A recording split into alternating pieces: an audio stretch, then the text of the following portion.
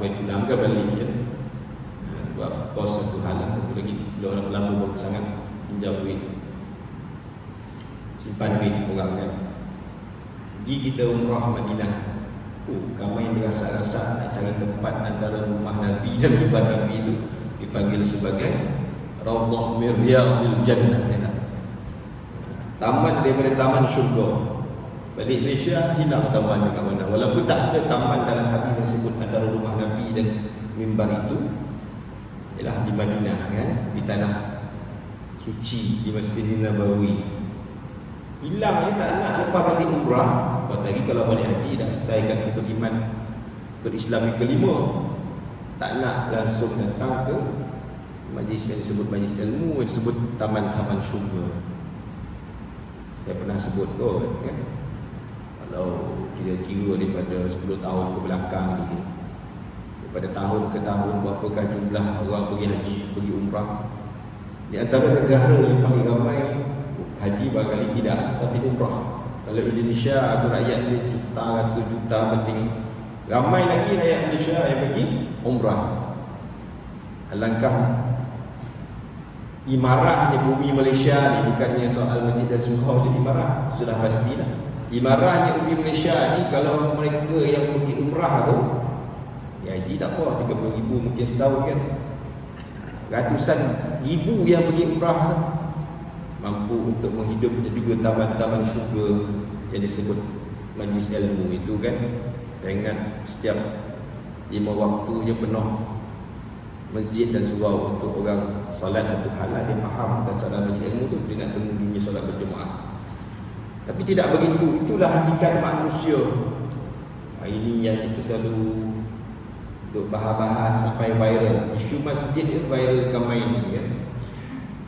Dulu tak bagi masuk masjid, dah bagi masuk masjid. Ada orang baru tak tahu kat sini? Ada orang kan?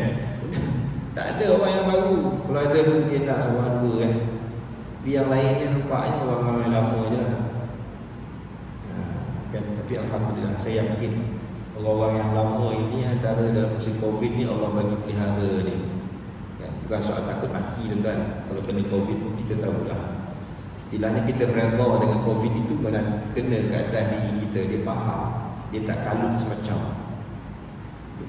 Saya banyak tengok orang kalau jadi kalut tak tentu hala dia, tengoklah dia punya background. Background ni soal background dia lah, dengan maknanya kalau dia jadi orang solat jemaah, orang dengar majlis ilmu, tak ada. Tapi kalau orang yang faham, dia tahu dia dengar majlis ilmu, dia tahu ini Allah jadikan untuk menguji kita. Ada Covid ke, tak ada Covid ke, kena ke tak kena ke. Allah kata kalau nak mati, matilah. Dia faham, dia tak kisah. Ikhtiar teruslah, ikhtiar. Macam sekarang kan, satu hal pula kan, kena ikhtiar lah. Masa wajib surau, kena ada vaksin. Haji saya ni pun tak minta dekat saya, Ustaz ada vaksin lah. Lupa lah tu. Kalau saya kena tahan ni, kita dah kata saya ambil vaksin Saya dari dulu bulan 5 lagi, sebelum 3.0 lagi saya dah selesai dah, Alhamdulillah. Ada vaksin tu, tak ada vaksin tu, kita faham hakikat Allah nak mati, matilah. Mujarab ke tak mujarab ke vaksin tu bukan cerita. Kita penting ikhtiar, itu penting kan? Itu ikhtiar yang ada.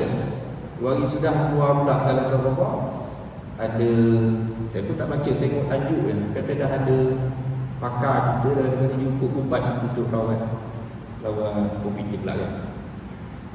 Tak apalah, sosial Covid apa pun, jangan kita duk rasa Covid dah pergi, Covid Allah tu pun nak datangkan virus yang lain pun boleh jadi juga.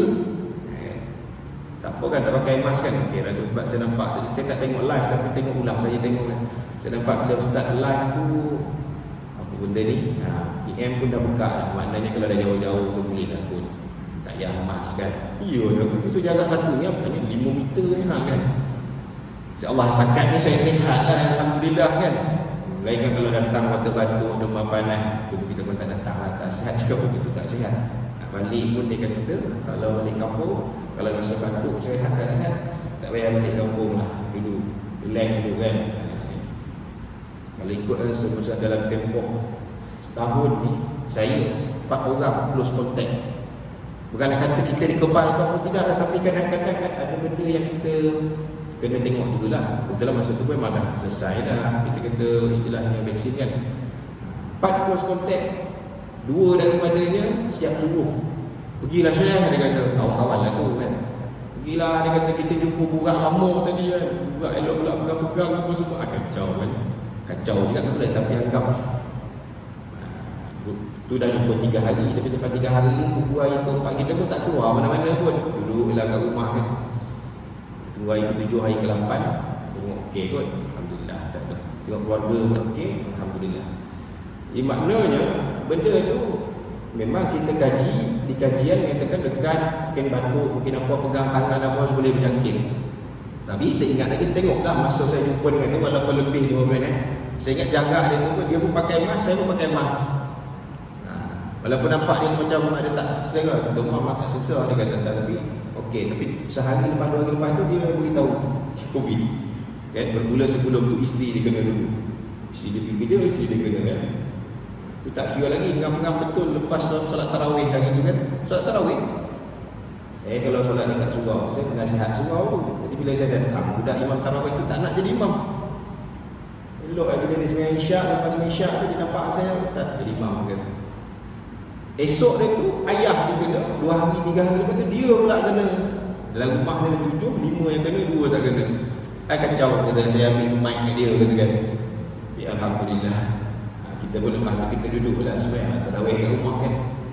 Dari rumah tengok hari ke-6 ke-7 tu okey, keluarga okey.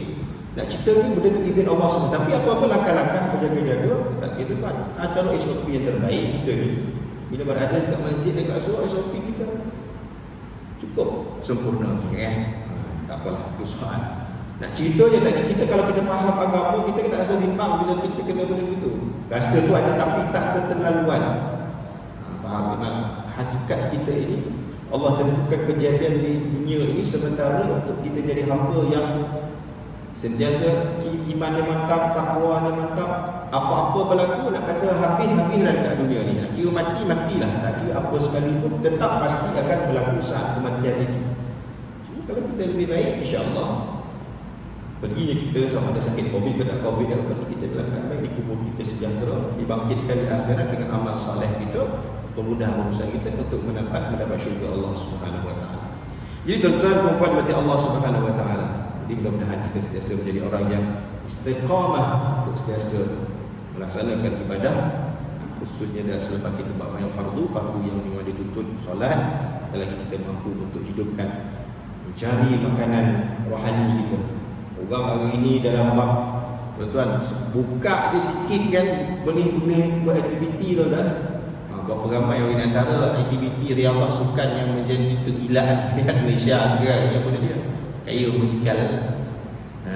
Dan juga ride lah. Kayu musikal tu okey lah. Ride tu okey lah, mungkin orang tertentu je. Tak pergi ride dekat-dekat, dia ride jauh-jauh. Yang dekat-dekat ni agak dalam sekitar dan kawasan sekitar mungkin 50 ke 100 km radius kita katakan jauh lah tu kan. Contoh orang pergi ke tempat bukit, tempat apa kan. Antara contoh lah, kalau Putrajaya setiap malam tuan-tuan pergilah. Kita pun takut nak buat nak kata banyak solat bersekah, banyak. Saya kata Putrajaya ni tak ramai orang Cina, tapi malam-malam ni, sebenarnya malam minggu, ramai orang Cina mengayu bersekah kan, tak mana datang lah tu lah. Kalau saya pula, kalau area bandar ni, di Padang-Padang kurang lah kan, Cina yang sibuk. Kalau jalan-jalan kampung-kampung sikit, tuan-tuan pergi menghala ke Beranang tu, menghala bawa ke nak kerja lembu tu semua, beratus setiap minggu, beratus orang kayu bersikal. Bersikal bukan bersikal macam kita 100-200 tu, yang ayah halus tu 10,000, 20,000. Ceritanya kayu maknanya nak beritahu tentang riyadhah kesihatan ni. Orang beria-ria riyadhah kesihatan ni, yang jasmani tubuh badan, tapi dalam kesihatan mental dan atau kesihatan rohani jangan-jangan orang nak ambil buat ataupun ambil keutamaan dalam diri mereka. Apa dia serta rohani ini lah dia. Majlis ilmu, zikrullah dan seumpama dengan ini. Kan, suruh datang buka masjid, hari tu tak pergi buka masjid, saya tangkap video. Kan saya tangkap video, tak apa. Sian kawan-kawan dia pakai kenal ustaz yang kena dia yang besar dekat Masjid Putra kan. Ceritanya. Kisahlah, ada yang positif, ada yang negatif, negatif. Tapi ada hikmah juga lepas tu boleh ramai orang datang ke masjid kan? Khususnya di wilayah lah di ketika itu. Okey, tak apa, kita tengok semula pengajian kita yang terhenti. Catatan saya terakhir 1 bulan 4. Kan? Dah nak masuk kalau ikutkan 6 bulan 7 bulan ni boleh lahir baby baru dah kot. Kan? Alhamdulillah dapat kita balik sambung pengajian tu paling penting walaupun ada setengah tempat. Kita boleh ikuti dalam keadaan kita kata online ataupun dalam boleh tengok, masih boleh tengok lagi YouTube ke apa. Tapi memang aura dia tu, suasana dia tu lain lah. Kalau duduk dalam majlis ilmu tu lain banding dengan kita tengok video kan. Walaupun inilah salah satu daripada tanggungjawab kita. Tanggungjawab dia tak puasa, tanggungjawab orang yang ada ilmu agama kan. Kena terus kerana ini adalah suatu sunnah antara sunnah-sunnah yang besar Nabi tinggalkan, iaitu bercakap, menyampaikan ilmu dalam cara bercakap kan. Untuk mencegah kemungkaran ada 3 kan. Dengan puasa tu puasalah, lidah tu lidah lah. Walaupun sini mungkin tidak kemungkaran tapi menyampaikan kebaikan itu ta'muruna bil ma'ruf, itu menyeru kepada kebaikan. Kita pun dapat ilmu dan juga ini adalah pendidikan. Yalah nak belajar di tempat lain dulu tak ada masa ataupun kita memang tak sempat nak belajar penuh pun. Kan? Tengok sekolah dulu kan, sekolah UTEK kita tu pendidikan Islam kan. Ada. Lain ni semua subjek matematik, sains lah, sejarah apa semua. Ni Allah bagi peluang. Kalau boleh sibuk bekerja pergi ada pension, alhamdulillah. Allah bagi panjang umur, kesihatan baik, dapat kita datang dengan Rasulullah. Dapatkan satu kelebihan-kelebihan yang banyak sebagai tamat ilmu dan juga kita tahu tanggungjawab kita itu untuk mengeluarkan diri kita daripada tak tahulah dan daripada kejahilan. Kalau benda-benda yang kita tak tahu, kita tahu, akhirnya kita juga faham untuk kita beramal.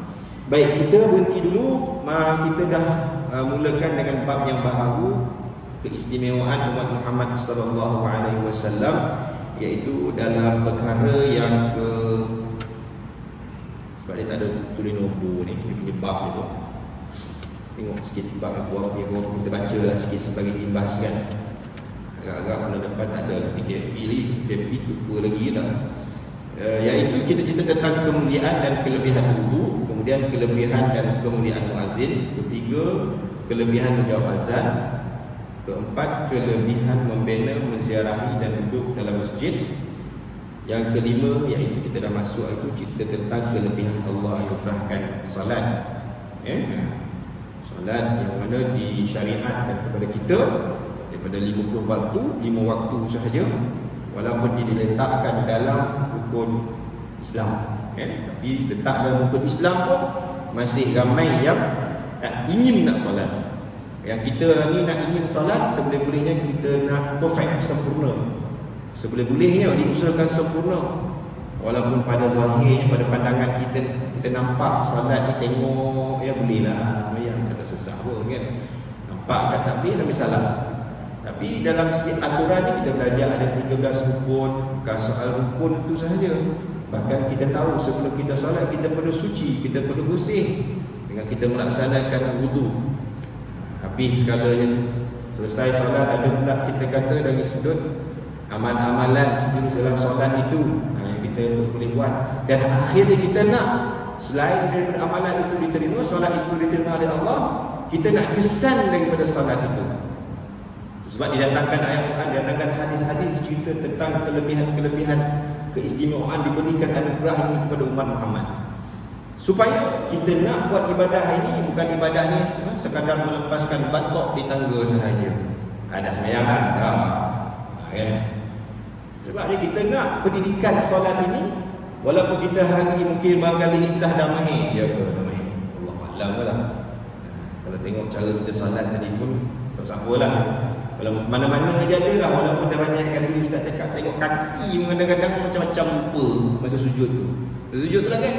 Kadang suruh tegak, bengkok ke dalam sikit, tapi masih lagi badan bagi tahu lah. Sebab kita ada yang kita buat tu dah terbiasa, nak betulkan tu susah. Kan? Ini dia pula cerita bahas mazhab kerusi lah kan. Macam mana lah dah panjang pula tu balik pada fiqh lah. Banyak mana kadang-kadang kita aku dah buat macam ni rupanya. kan. Bersilap rupanya, macam mana nak buat ni? Qada lah pula. Baik kan? Jadi sebab itu kita kena tahu tentang ibadah-ibadah yang buat itu. Bila kita tahu, kita fahami dan kita dalami, akhirnya kita nak keluarkan daripada yang kebiasaan itu. Kita banyak buat benda-benda amalan ni sebab dah terbiasa je. Macam Fatihah tuan-tuan. Kan kalau saya pernah sebut, saya pernah cerita, tuan-tuan kalau cerita bab hafal Quran, kita try lah hafal Quran. Tuan-tuan kalau ada hafal surah ini kita baca setiap malam, surah Al-Mulk kan. Nak try hafal surah Al-Mulk. Sebelum ni tak pernah hafal pun, sebelum ni tak ada pun nak bagi tahu kelebihan surah Al-Mulk ni baca setiap malam. Okeylah, dah baca. Kalau surah Yasin tu kita baca kerap kali, kelui kenara ke apa kita baca selalu, boleh lah ingat sikit. Tapi surah Al-Mulk ni kita kata ayat 30 ayat ni kita nak hafal. Kita hafal tuan-tuan, berapa kali kita kalau tu kaedah antara syarah salah sekadar baca satu ayat bagi baca, kita pun hafal pendek-pendek ke satu perkataan tu. Kita ambil dua perkataan lah, tabarakalladzi, kalau kita ulang banyak kali kita tambah perkataan berikutnya, biyadihil mulku, kita tutup mata, tabarakalladzi biyadihil mulku. Okeylah, akhirnya dapatlah satu ayat sehinggalah 2, 3 sampai 30. Tapi suratul Fatihah, sejak kita celik mata kita pada baca, agak-agak kita hafal ke tidak? Hafal lah sekarang, tapi cara macam tadi tu tak ada. Kita dengar ya kan, semua orang baca, boleh lah baca Bismillahirrahmanirrahim, alhamdulillahirabbil alamin, boleh. Tapi kita terlupa baca Fatihah kita tu tidak ditahsinkan, melainkan dia belajar secara khusus ilmu tajwid. Pernah saya tanya kat sini tu, kat mana-mana ke saya kata, selama kita duduk pandai baca, dah solat ni baca Fatihah ni, selama pernah tak kita dengar bacaan Fatihah kita kat mana-mana ustaz atau mana-mana imam yang kita yakini bacaan Fatihah dia tu, atau kita dengar bacaan di mana-manalah dalam handphone ke apa kan, Imam Mekah kita dengar, kita rakam suara kita, agak-agak memanglah tak sama lagu dia lain kan, maknanya tajwidnya tu sama ke tak? Ini yang mengajar koordinat antara yang Ustaz Dr. Loman kan. Pernah tak kita dengar bacaan Fatihah daripada dia? Tak nak dengar live rakam suara atas dia. Ustaz, ni tak semak Fatihah ni. Kalau ada pun saya ingat tak sampai 10 orang. Kalau ada, nak cerita kita nak sempurnakan bacaan itu sehingga kita akhirnya akan sempurna ibadah saat itu. Baru satu, baru rukun.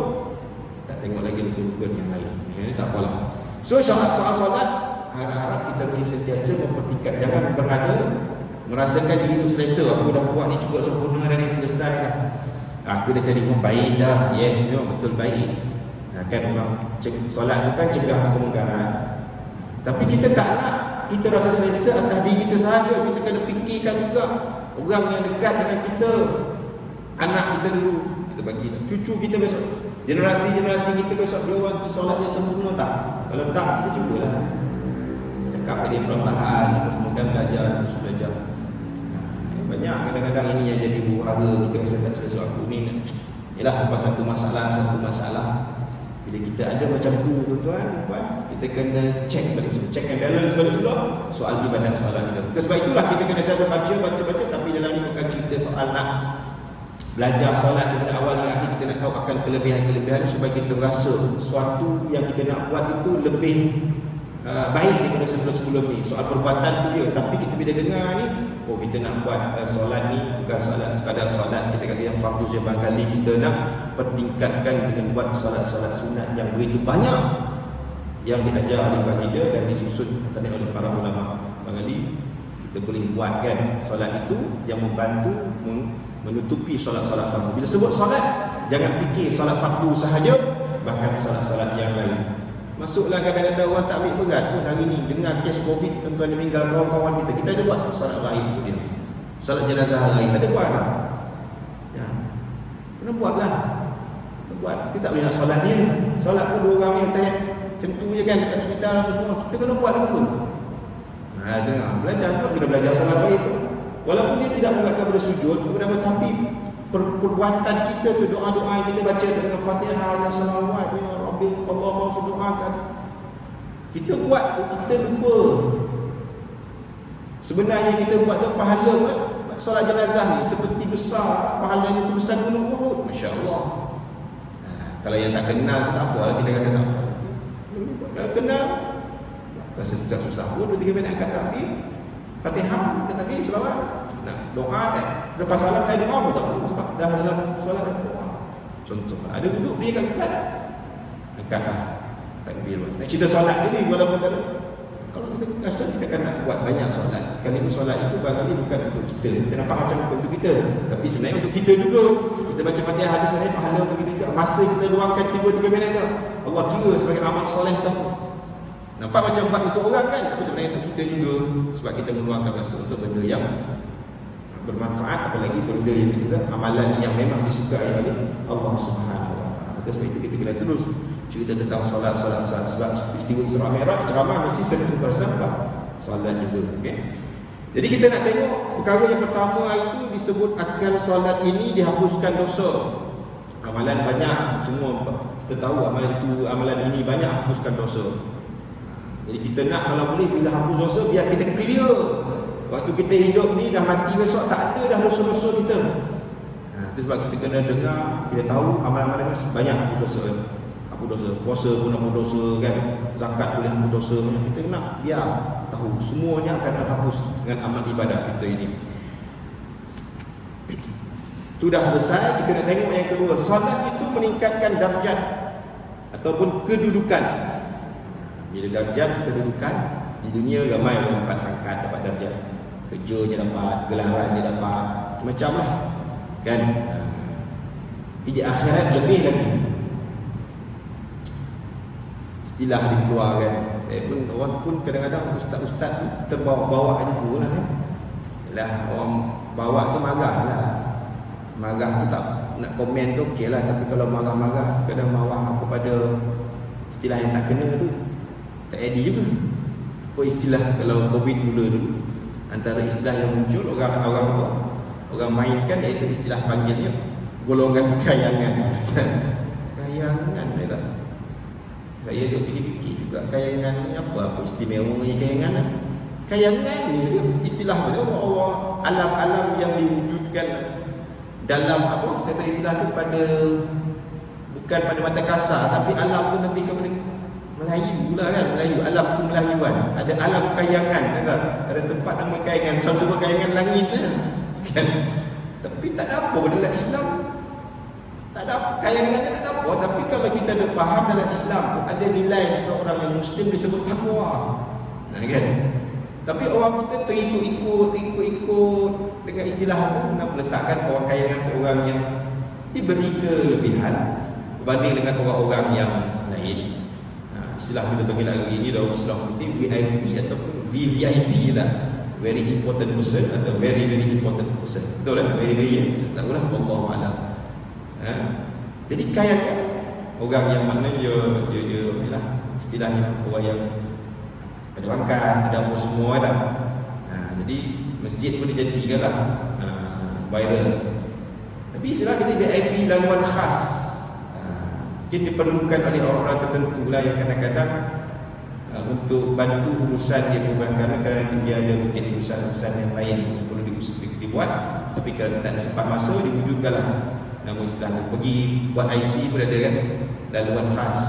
Masuklah kita kata laluan khas tu mungkin barangkali untuk orang-orang istimewa kan, orang kelainan upaya nak buat masjid, buat surau, buat pasar raya ke apa yang zaman sekarang tak lulus CCC. Kalau tak ada laluan masjid kita tak ada laluan tu tak ada. Jangan haraplah nak buka laluan-laluan orang-orang yang dipanggil orang kelainan upaya kan. Dulu kurang upaya, sekarang kelainan upaya. OKU juga. Itu tak kayangan ke? Kan kayangan juga tu istilahnya kan dia punya kelainan. Sebab dia punya tak sempurna seperti orang normal. Tapi dalam istilah yang dibayar hari ini, orang yang maknanya bila balik luar negara ke apa-apa pergi hotel istimewa, layan dengan baik, istilah orang kayangan dia boleh bayar-bayar. Okay, tak apalah. So nak cerita je dalam Islam tu sebenarnya Allah dah bagi dah golongan VIP ni. Yang disebut saya sebut tadi, in akramakum indallahi atqakum. Kita faham dah ayat tu kan. Sesungguhnya semulia-mulia di kalangan kamu di sisi Allah ialah orang yang ada takwa. Bila ada takwa, Allah Taala yang kita istimewa. Nabi pun orang istimewa walaupun dia sebagai rasul. Kita compare lah kalau dia rasul, tapi kita buat perbandingan antara manusia yang baik-baik yang buat amal saleh.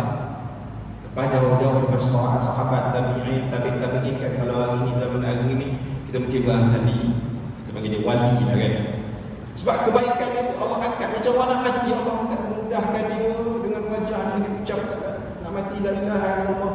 Ilmu yang ada masih lagi digunakan, itu Allah bagi istimewa bila dia dah mati, kerana kebaikan yang dia buat. Kan, itu istilahnya istimewa di sisi Allah Subhanahu Wa Taala kerana dia buat kebaikan.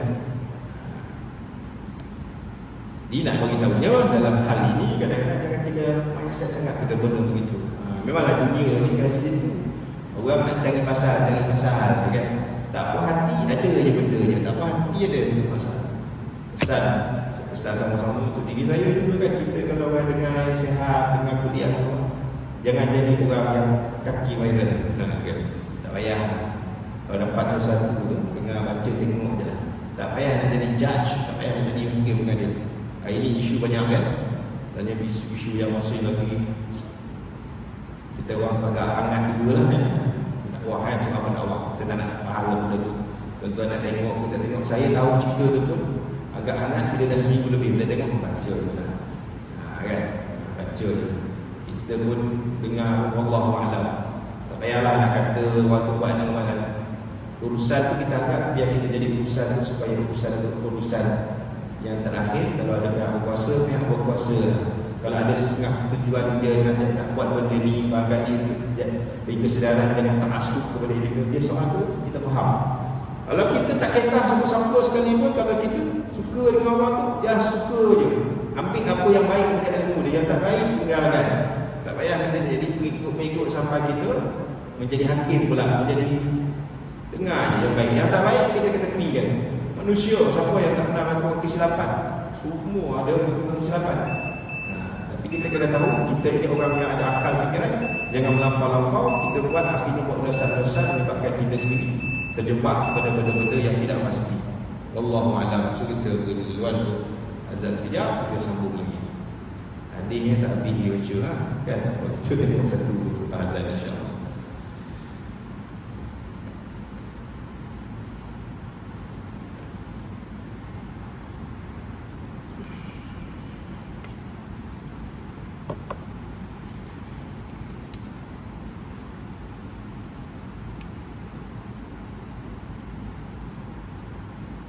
Allah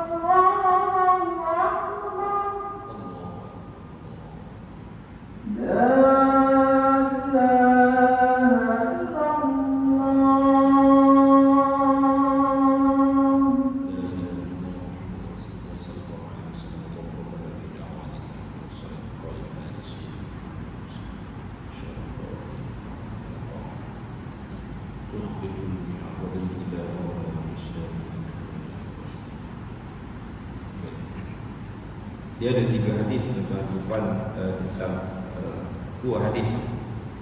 Kita tengok satu hadis dulu malam ni yang disebut meningkatkan darjat ini. An Ma'dan bin Abi Talha radhiyallahu anhu qala laqitu Thawban mawla Rasulullah sallallahu alaihi wasallam faqultu akhbirni bi'amalin a'malu yudkhiluni Allah bihi al-jannah aw qala akhbirni بأحب الأعمال إلى الله تعالى فسكت ثم سألته فسكت ثم سألته الثالثة فقال ثوبان سألت عن ذلك رسول الله صلى الله عليه وسلم فقال عليك بكثرة السجود فإنك لا تسجد لله سجدة إلا رفعك الله بها درجة وحط بها عنك خطيئة.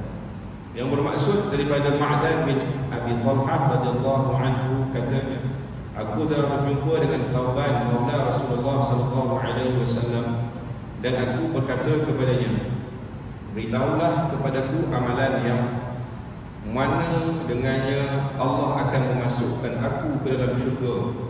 Atau katanya, beritahulah kepadaku apakah amalan yang paling disukai Allah. Tapi dia mendiamkan diri. Kemudian aku bertanya lagi, tetapi dia masih mendiamkan diri. Kemudian aku bertanya kali ketiga, maka jawab Thawban, aku bertanya kepada Rasulullah sallallahu alaihi wasallam tentang hal itu. Rasulullah sallallahu alaihi wasallam bersabda, hendaklah engkau memperbanyakkan sujud. Bila banyak sujud, artinya tak kisah salat fardu ke salat sunat. Sesungguhnya tidaklah engkau sujud kepada Allah Subhanahu wa taala walaupun sekali, melainkan Allah Subhanahu wa taala mengangkatkan darjat. Satu, dia angkat darjat. Itu sisi Allah Subhanahu wa taala. Ya, tempat sujud ni semua akan menjadi saksi di depan Allah Subhanahu wa taala. Yang keduanya bilang yang disebut iaitu wa hutta biha 'anka khati'atan, dan akan mengurangkan dosa kamu disebabkan ini sujud. Okey. Dua, walaupun disebut dalam hadis ini cerita tentang dua perkara, iaitu mengangkat darjat dan diampunkan ataupun dikurangkan dosa. Babnya bab kita mengangkat darjat, tapi ada dua benda yang kita boleh dapat dekat situ. Walaupun benda yang berkaitan dengan dosa ni kita dah bincang dalam perkara yang pertama hari itu. Menunjukkan ibadah ini soal di sisi Allah Subhanahu wa taala, solat suatu benda yang memberi menjadi keutamaan kepada kita dan memberi kelebihan berbanding dengan ibadah-ibadah yang lain. Walaupun hakikat ibadah solat itu memanglah ditentukan menjadi salah satu pada rukun Islam, yang juga kita sebut dalam hadis, disebut oleh baginda. Perkara yang pertama ditanya oleh Allah Subhanahu wa taala kata sahabatnya di hari kiamat itu solat. Jadi prestasi solat kita itu semakin hari boleh-bolehnya semakin baik. Dengan adanya kita melaksanakan selain solat fardu, kita kerapkan juga, banyakkan juga untuk kita solat-solat sunat. Apa kita habiskan lagi satu hadis tentang diangkat darjat ini, pendeknya hadisnya. An Ubadah bin Samit radhiyallahu anhu anna sami'a Rasulullah sallallahu alaihi wasallam yaqulu ma min 'abdillah yasjudu lillah sajdatan illa kataballahu biha hasanah wa maha 'anhu biha sayyi'atan wa fa'alahu biha darajatan fastakfiru minas sujud. Dalam ni banyak ada beberapa perkara juga selain daripada diangkat darjat itu. Disebut iaitu daripada Ubadah bin Samit radhiyallahu anhu bahawa beliau telah mendengar Rasulullah sallallahu alaihi wasallam bersabda, setiap sujud seorang hamba itu akan dikurniakan oleh Allah satu kebaikan Kan kita dah bincang tentang ibadah solat ini, antara perbuatan yang paling banyak iaitu dalam satu solat sujud lah. Ya, iaitu kalau satu rakaat sudah tentu dua kali sujud. Perbuatan lain banyak sekali pada satu rakaat. Apa tujuannya? Sudah tentulah perbuatan sujud itu perbuatan yang menjadi keutamaan untuk meletakkan diri kita itu sebenar-benar sebagai hamba Allah Subhanahu wa taala. Kalau kita nak elak daripada kita tak buat sujud tu, kan?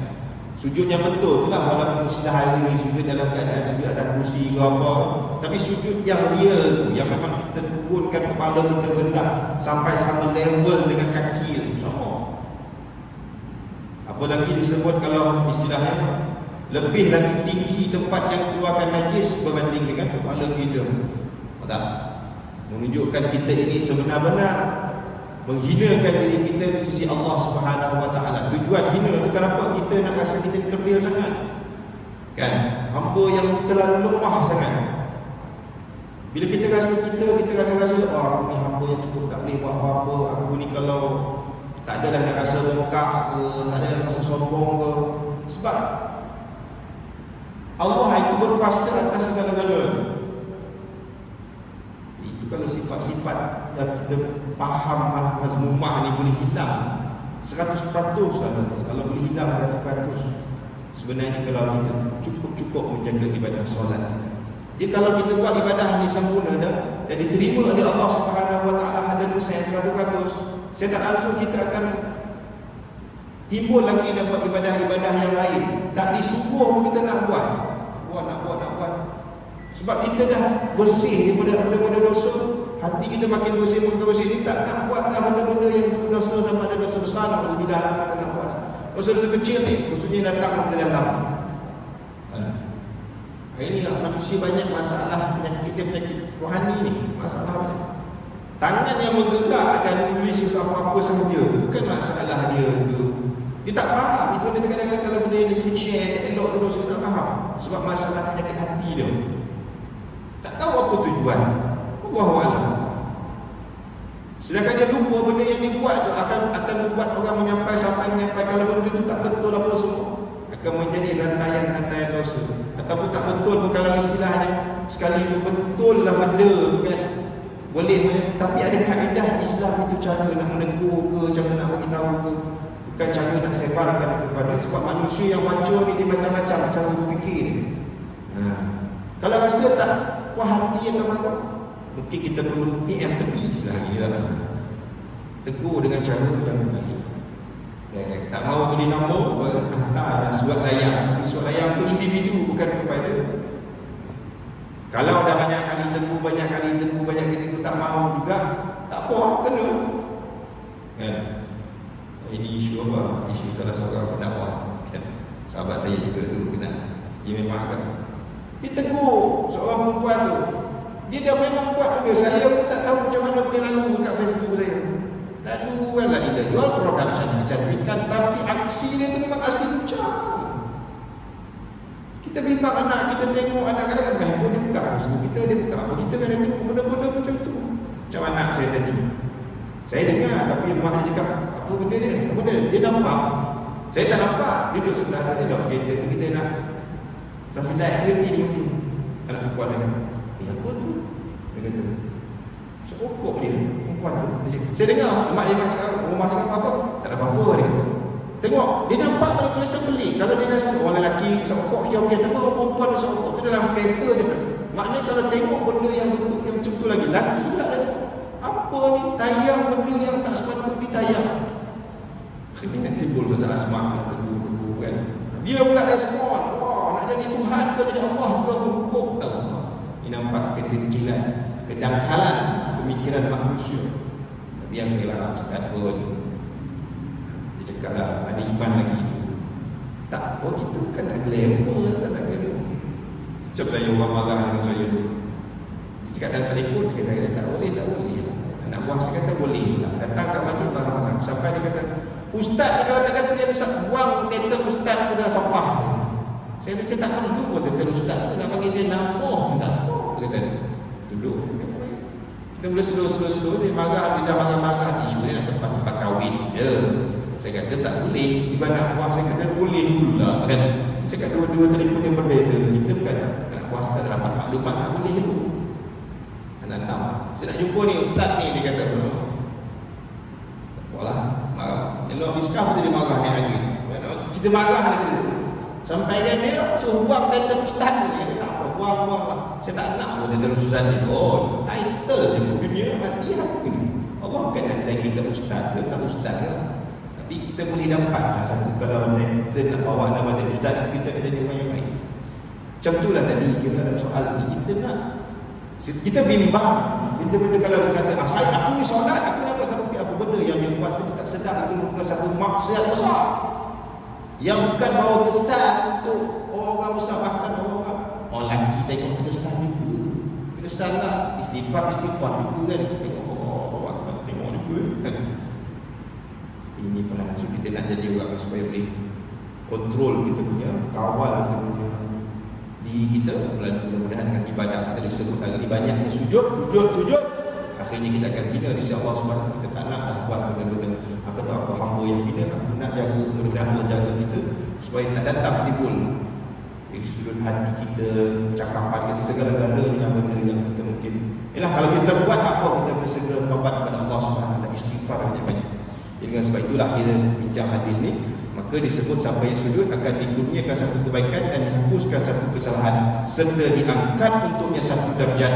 Oleh itu dipesan oleh Nabi, aktsirus sujud, banyakkanlah kamu bersujud.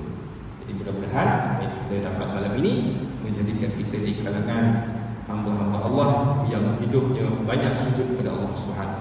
Sebab antara amalan sujud ni banyak dalam solat sahaja, bahkan luar solat pun kita digalak untuk sujud kan. Dapat sesuatu kelebihan sujud dia bagi sujud syukur. Contoh dia juga dapat sesuatu yang rasa lebih.